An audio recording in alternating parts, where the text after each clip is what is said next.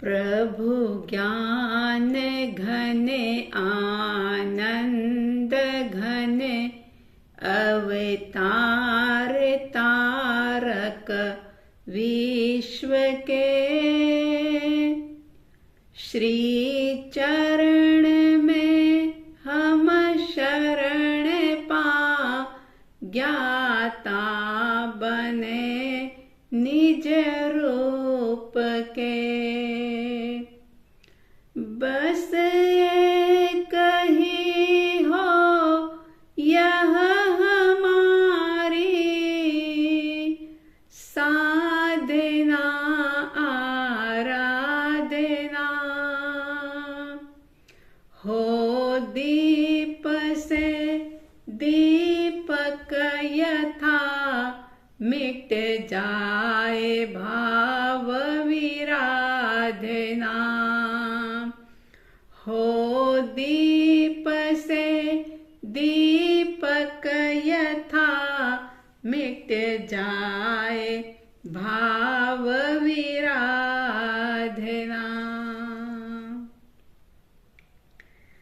श्रद्धालु जिज्ञासु श्रोताओं, पर्वाधिराज पर्युषण पर्व का आज तीसरा सूर्य उदय हुआ। ये तीसरा दिवस जो हमारी आत्मा को पवित्र बनाने में निमित्त बने, पर्वाधिराज पर्युषण पर्व के इन पवित्र दिवसों में आप ज्यादा से ज्यादा आत्म साधना कर सकें, या यूं कह दूं कि आत्म रीडिंग कर सकें। बुक की रीडिंग तो आपने बहुत की, किताबें बहुत पढ़ी होगी, लेकिन ये जो समय है ये आत्म रीडिंग का समय है। और ये पर्युषण पर्व आपके हमारे यानी कि अपने अपने जीवन का पर्व है। ये पर्व किसी विशेष घटना से या किसी विशेष व्यक्ति से संबंधित नहीं है। ये पर्व तो अपने ही जीवन से संबंधित है। और जैसा कि मैं अक्सर कहती हूं कि ये पर्व एकमात्र आत्म जागरण का पर्व है। और आत्म को जगाने के लिए, आत्म जागरण के लिए ही अंतगढ़ सूत्र में वर्णित महापुरुषों का वर्णन इस पर्युषण के दौरान सुना जाता है। अंतगढ़ सूत्र का स्वाध्याय इसीलिए किया जाता है क्योंकि इस शास्त्र के अंदर सभी जागी हुई आत्माओं का वर्णन है। ये जागृत आत्मा का सूत्र है। ये सूत्र, इसकी बातें, इसमें वर्णित चरित्र जिस किसी को भी छू जाता है उसे जगा देता है। आप देखते हैं कि जगाने के साधन तो बहुत कम है दुनिया में। बेहोश करने के, प्रमाद में ले जाने के साधन निमित्त पग पग पर उपलब्ध हैं।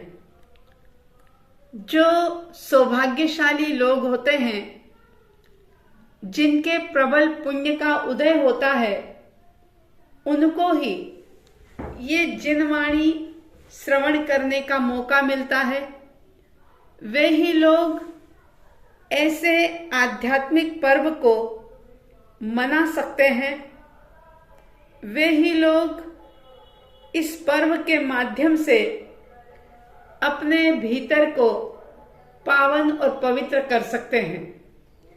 आइए हम भी अपने अंतर को पवित्र बनाने के लिए, अपनी चेतना को जगाने के लिए अंतगढ़ सूत्र का स्वाध्याय करते हैं। बड़ी श्रद्धा और भक्ति के साथ इसमें वर्णित उन महान आत्माओं की बात, उनकी साधना की बात कैसे उन्होंने आत्मा अनुभव किया, कैसे स्व के स्वरूप को उन्होंने जाना, इस बात को सिर्फ सुनना ही नहीं है, बल्कि सुनकर के चिंतन करना है, मनन करना है और देखना है कि अपन कहाँ खड़े हुए हैं। इस अंतगढ़ सूत्र के तीसरे वर्ग के 6 अध्ययन संपन्न हुए थे। जम्बू स्वामी जी के पूछने पर आर्य सुधर्मा स्वामी जी 7वें अध्ययन के बारे में फरमाते हैं कि हे जम्बू, उस काल उस समय में द्वारिका नाम की नगरी थी। वसुदेव नाम के राजा वहां पर रहते थे। उनकी रानी का नाम धारिणी था। एक समय रात्रि में धारिणी रानी ने सपने में सिंह को देखा, यानी शुभ स्वप्न देखा, गर्भ धारण किया। गर्भ काल पूरा होने पर उन्होंने एक पुत्र को जन्म दिया और उस पुत्र का नाम सारण कुमार रखा गया। सारण कुमार जो राजकुमार थे, 72 कलाओं का उन्होंने अध्ययन किया और जैसा कि सभी माता पिता करते हैं, योग्य समय आने पर माता पिता ने उस बेटे का विवाह कर दिया, उसकी शादी हो गई। 50 करोड़ सोनैया आदि उनको दहेज में मिलती है और सारण कुमार एक बार भगवान अरिष्टनेमि का उपदेश सुनते हैं। अरिष्टनेमि परमात्मा की वाणी उन्होंने सुनी और जब वे पहली बार ही प्रभु की वाणी को सुनते हैं तो उनके मन में वैराग्य का भाव जागृत होता है। इसके पहले उन्होंने कभी धर्म की बात सुनी नहीं थी, उन्होंने धर्म के बारे में कुछ समझा नहीं था। लेकिन जैसे ही एक बार जिनेश्वर परमात्मा की वाणी सुनी, क्योंकि जिनेश्वर भगवंत जो होते हैं, तीर्थंकर परमात्मा जो होते हैं, वे अपनी वाणी के माध्यम से, यानी कि दिव्य देशना के माध्यम से वे ज्ञान को और अपने अनुभव को बरसाते हैं। वे इधर उधर की कोई बात नहीं कहते। वे तो जो उन्होंने आत्मा का अनुभव किया है, जिस ज्ञान का उन्होंने स्वाद चखा है, जिस स्वभाव में वे रमण कर रहे हैं, उस आत्म स्वभाव की बात सबके सामने प्रस्तुत करते हैं। मोक्ष का मार्ग सबको दिखाते हैं। मोक्ष का मार्ग यानी कि परम सुखी होने का मार्ग। लेकिन देखना यह होगा कि उस ज्ञान को ग्रहण करने की योग्यता, क्षमता अगर किसी के पास नहीं है तो फिर वो उस ज्ञान को पा नहीं सकता। ज्ञान को सुनेगा तो जरूर, लेकिन उसका सदुपयोग करके वो जीवन में कोई बदलाव नहीं ला सकता। ज्ञान के उस वातावरण में पहुंच करके भी लोग उस ज्ञान से वंचित रह जाते हैं। जैसा कि अरिष्टनेमि परमात्मा के समो शरण में भी ऐसा हुआ होगा। सारण कुमार जहां मौजूद थे, उनके साथ और भी अनेकों लोग होंगे, लेकिन परमात्मा की वाणी जो है वो किसी भेदभाव से नहीं बरस रही थी।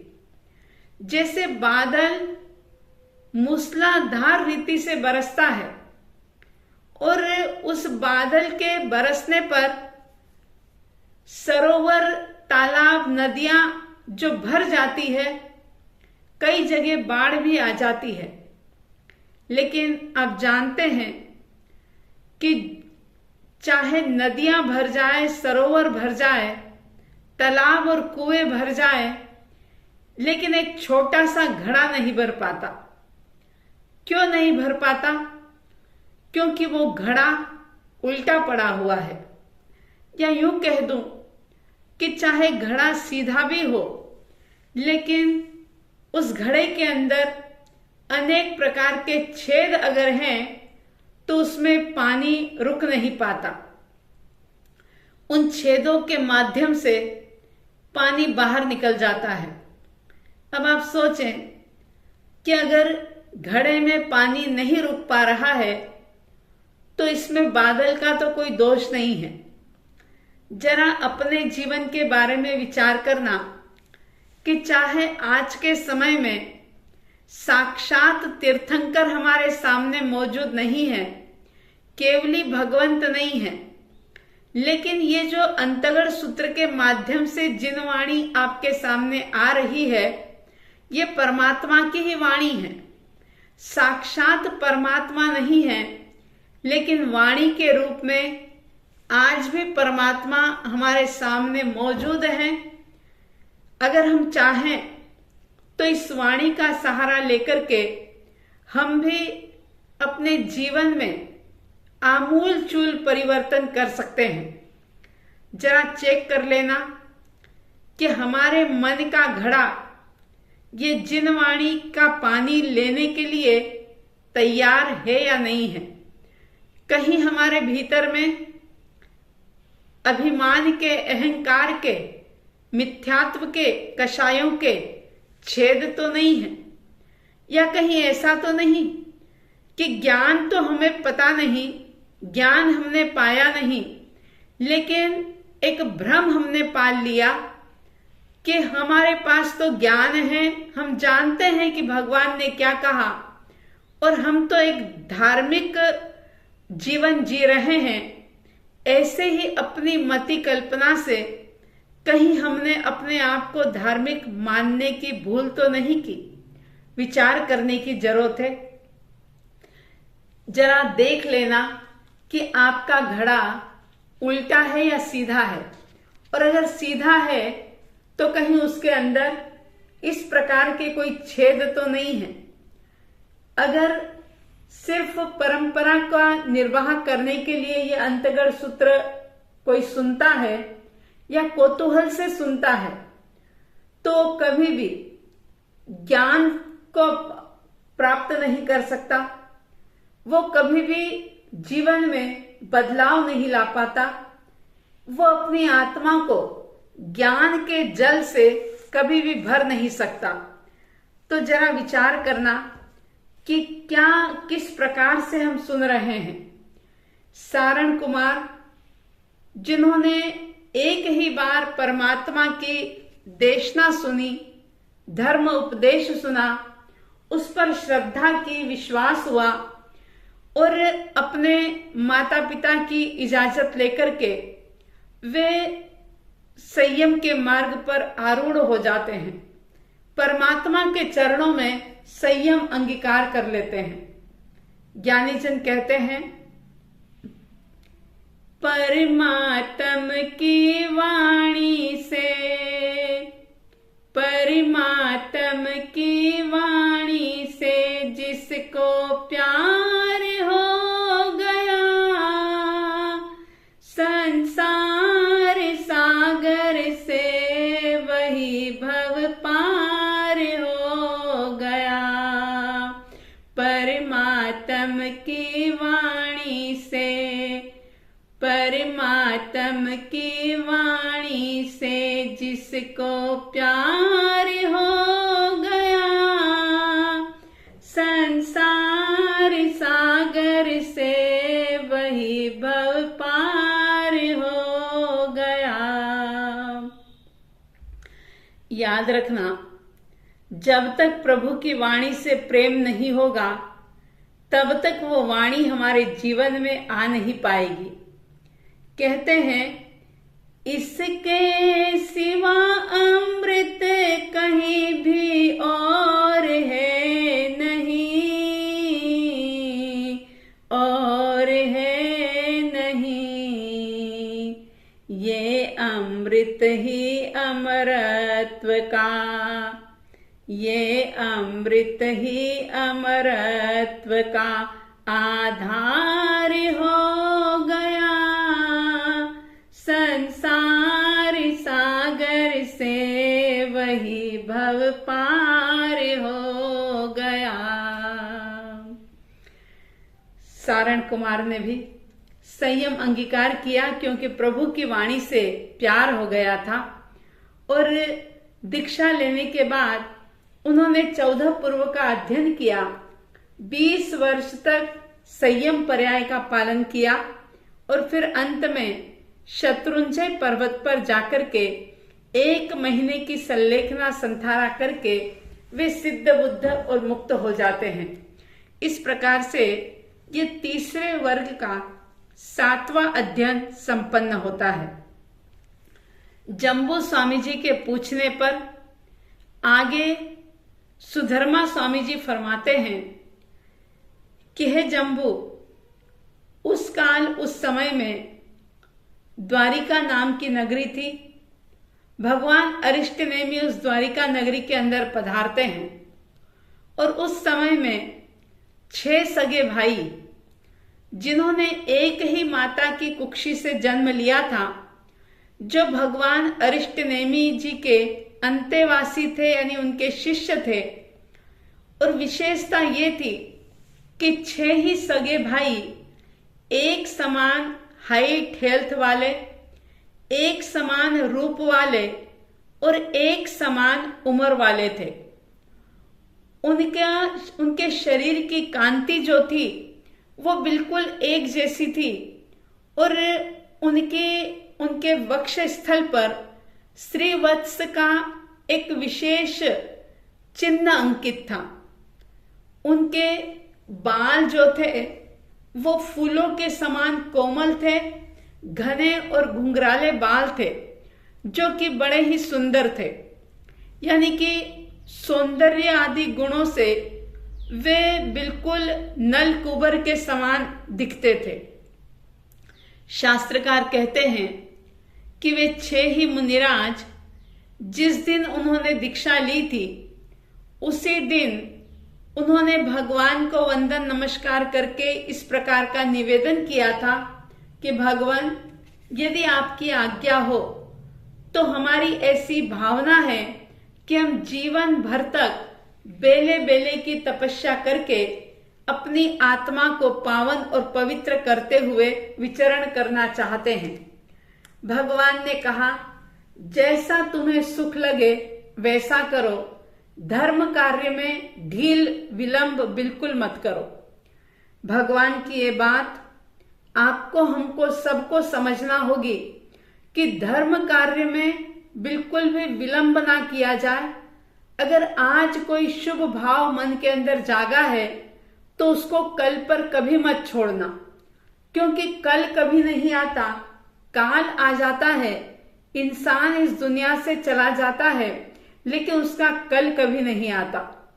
प्रभु की आज्ञा लेकर के वे जीवन भर बेले बेले की तपस्या करके अपनी आत्मा को भावित करते हुए विचरण कर रहे थे। एक समय ऐसा था कि बेले के पारने के दिन वे 6 ही मुनिराज, जो कि परमात्मा के पास पधारते हैं और प्रभु की आज्ञा मांगते हैं कि भगवान, आपकी आज्ञा अगर हो तो आज बेले के पारने में हम 6 मुनि, जो कि 2-2 का ग्रुप बना करके हम भिक्षा के लिए द्वारिका नगरी में जाना चाहते हैं। भगवान की आज्ञा पाकर के उन्होंने प्रभु को वंदन किया और उस सहस्राम्र वन उद्यान के बाहर निकलते हैं और 2-2 मुनियों के 3 सिंघाड़े बना करके वे बिल्कुल इरिया समिति का पालन करते हुए गोचरी के लिए, भिक्षा के लिए द्वारिका नगरी में जाते हैं। 3 सिंघाड़ों में से एक सिंघाड़ा, जो ऊंच नीच मध्यम कुल में भिक्षा के लिए घूमता हुआ अनायास ही राजा वसुदेव और रानी देवकी माता के घर पर पहुंच जाता है। देखिए, जैसे ही उन दो मुनिराजों को अपने यहां पर आते हुए देवकी महारानी ने देखा तो वो एकदम से अपने आसन से उठ जाती है। सिर्फ आसन से ही नहीं उठी, बल्कि 7-8 कदम उनके सामने उनको लेने के लिए जाती है। और दोनों ही मुनिराज, जिनका कि एकदम अचानक ही आगमन हुआ था, महारानी देवकी अत्यंत हर्षित होती है, रोम रोम पुलकित हो जाता है और रोम रोम पुलकित आनंदित होते हुए वो अपने आप में ये कहती है कि मैं कितनी धन्य भागी हूं जो मेरे घर अणगार पधारे हैं, साधु मेरे घर गोचरी लेने के लिए पधारे हैं। वास्तव में श्रावकों के जो 12 व्रत हैं उसमें 12वां व्रत जो है अतिथि संविभाग व्रत, उसमें भी सुपात्र दान के रूप में महाव्रतधारी संयमी साधु संतों को भाव भक्ति के साथ निर्दोष गोचरी बहरा करके उनके संयम में सहयोगी बनना, यह महाभाग्य का महापुण्य का कारण होता है। महारानी देवकी जो श्री कृष्ण जी की माता थी, वसुदेव राजा की रानी थी, हजारों नौकर चाकर उनके यहाँ पर होंगे, लेकिन वह स्वयं आती है सामने और उनके भीतर में इतना अपूर्व प्रेम उत्पन्न होता है, मन अत्यंत प्रसन्न हो जाता है और विधि पूर्वक वो वंदन नमस्कार करके उन मुनियों को अपने रसोई घर के अंदर ले जाती है। और फिर सिंह केशरी मोदक जो थे, जो कि कहते हैं ऐसा कि 84 प्रकार की पौष्टिक वस्तुएं मिलाकर के उन लड्डुओं को तैयार किया जाता है और वे श्री कृष्ण वासुदेव के नाश्ते के लिए बनाए जाते हैं। तो वो उन सिंह केशरी मोदकों का थाल भर करके लाती है, मुनिराजों को बहुत भावपूर्वक बहराती है, वंदन नमस्कार करती है और मुनिराज गोचरी लेकर के वहां से आगे चले जाते हैं। थोड़ी देर के बाद दूसरा ग्रुप जो था, दूसरा सिंघाड़ा, वो भी घूमता हुआ महारानी देवकी के घर आ जाता है। महारानी देवकी ने उनको भी वंदन नमस्कार किया, बहुत भाव भक्ति के साथ सिंह केशरी मोदक उनको भी बहराए और वो मुनिराज भी चले जाते हैं। यानी कि दूसरा ग्रुप जो आया था वो भी गोचरी लेकर के चला जाता है। ये एक अनोखा संयोग था कि उसी समय तीसरा ग्रुप जो था वह भी अनायास महारानी देवकी के घर पर आ जाता है। अब देखिए, तीसरे ग्रुप को ये नहीं पता कि हमसे पहले 2 ग्रुप और यहां पर आ चुके हैं और पहले ग्रुप वालों को भी नहीं पता था कि ऐसे 2 ग्रुप और यहां पर आ जाएंगे। यानी कि संयोग से वे तीनों ही सिंघाड़े महारानी देवकी के घर आ जाते हैं। महारानी देवकी ने उनको भी अहोभावपूर्वक आदर पूर्वक भक्ति के साथ सिंह केशरी मोदक बहराए और गोचरे बहराने के बाद बड़े ही विनय के साथ देवकी रानी ने उनसे एक बात पूछी। बंधुओं, अगर मन में किसी भी प्रकार की कोई जिज्ञासा हो, कोई प्रश्न हो, कोई शंका हो, तो खुल करके उसका समाधान कर लेना चाहिए। जब तक कि उसका समाधान नहीं होता, वह भीतर में कांटे की तरह बात चुभती रहती है। लेकिन ध्यान रहे कि जिसके संबंध में शंका हो उसी से शंका का समाधान किया जाए। अक्सर होता यह है कि किसी दूसरे साधु साध्वी की कोई बात हो और आकर के किसी दूसरे ही साधु साध्वी से उस शंका का समाधान करना अगर चाहे तो वो हो नहीं सकता। तो ध्यान रहे कि अगर कोई मन में किसी भी प्रकार की कोई बात आ रही है तो पूछ लेना चाहिए। महारानी देवकी ने विनय पूर्वक पूछा कि भगवान, कृष्ण वासुदेव जैसे महाप्रतापी राजा की ये इतनी लंबी चौड़ी स्वर्ग के समान द्वारिका नगरी है, यहाँ पर इतने सारे लोग रहते हैं, क्या ऊंच नीच मध्यम कुलों में भिक्षा के लिए घूमते हुए साधु साध्वी भगवंतों को क्या आहार पानी नहीं मिलता, जो कि बार बार एक ही कुल के अंदर एक ही घर में बार बार आना पड़ता है। इसका मतलब ये नहीं था कि महारानी देवकी के मन में कोई अश्रद्धा का भाव पैदा हुआ हो। चूंकि वो राजमाता थी, राज्य के अंदर क्या कुछ चल रहा है इसको जानना उनकी जिम्मेदारी थी। उनके मन में ये आया कि कहीं ऐसा तो नहीं कि लोगों के भाव में बदलाव आ गया हो और साधु साध्वी भगवंतों को निर्दोष गोचरी नहीं मिल पा रही हो। देवकी देवी के प्रश्न को जब उन मुनिराजों ने सुना तो उन्होंने कहा कि ऐसा नहीं है कि इस द्वारिका नगरी में आहार पानी नहीं मिलता, इसलिए बार बार एक घर में ही आना पड़े, ऐसा बिल्कुल भी नहीं है। उन्होंने फिर मुख्य बात बताई कि हम एक समान रूप रंग वाले एक ही नगरी के निवासी, भद्दिलपुर नगर के निवासी, नाग गाथापति के पुत्र और सुलसा हमारी माता, हम 6 सगे भाई हैं जो हम एक जैसे दिखते हैं। और फिर वो सारी बात बताते हैं कि हमने परमात्मा की धर्म देशना को सुनकर के संयम अंगीकार किया था और दीक्षा लेने के बाद ऐसे बेले बेले पारणा करने की प्रतिज्ञा की थी। और आज हमने अलग अलग 3 ग्रुपों में हम भिक्षा के लिए निकले थे, लेकिन संयोगवश तीनों ही सिंघाड़े आपके यहाँ पर आ गए। इसलिए हे देवानुप्रिय, हम वे ही नहीं मुनि हैं जो पहले आए थे, हम दूसरे हैं। सबसे पहले जो सिंघाड़ा आया था वो दूसरा था, दूसरी बार जो आया वे भी दूसरे थे और हम भी दूसरे हैं, यानी कि हम 6 सगे भाई हैं। इस प्रकार से देवकी रानी से बात करके वे संत अपने स्थान पर चले जाते हैं। संत तो अपने स्थान पर लौट जाते हैं। श्री देवकी रानी की जो शंका थी उनके मन की शंका का समाधान भी हो जाता है। मुनिराज चले गए, लेकिन एक शंका के समाधान के साथ ही उन मुनिराजों की बात को सुनकर के महारानी देवकी को कोई एक बात याद आ जाती है। अब उनके मन में किस प्रकार की कोई स्मृति जागती है, क्या संकल्प विकल्प उत्पन्न होता है उनके मन में, और वे उस बात को याद करके किस प्रकार से विचलित हो जाती है, कैसे वह दुखी हो जाती है, मन के अंदर किस प्रकार का विचार आता है। आप आगे इस अंतगढ़ सूत्र को सुनेंगे तो संपूर्ण वृत्तांत ज्ञात हो सकेगा।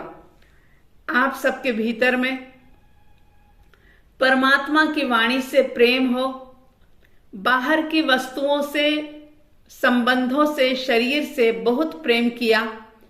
अब समय आया है कि थोड़ा सा प्रेम प्रभु की वाणी के साथ भी हो, क्योंकि जहां प्रभु वाणी से प्यार होगा निश्चित रूप से उसे जीवन में उतारने का पुरुषार्थ भी होगा। तो आप इस पर्वाधिराज पर्युषण पर्व में अंतगढ़ सूत्र के माध्यम से प्रभु वाणी से प्रेम करें। आपके भीतर त्याग और तप की भावना निरंतर बढ़ती रहे, ऐसी साध्वी द्वय की तरफ से हार्दिक हार्दिक शुभ मंगल भावनाएं, शुभ मंगल कामना। आंखें बंद करके बड़ी श्रद्धा और अहोभाव के साथ इन शब्दों को श्रवण करेंगे। मंगलमय मंगलकारी जिन शासन ध्वज लहराता, अनेकांतमय वस्तु व्यवस्था का यह बोध कराता, स्यादवाद शैली से जग का संशय तिमिर मिटाता, चहुगति दुख नशाता, जनगण मन हर्षाता, जिन शासन सुखदाता, सम्यक दर्शन ज्ञान चरणमय मुक्ति मार्ग बतलाता। जय है जय है जय है, जय जय जय जय है, जिन शासन की जय है, जिन शासन की जय है।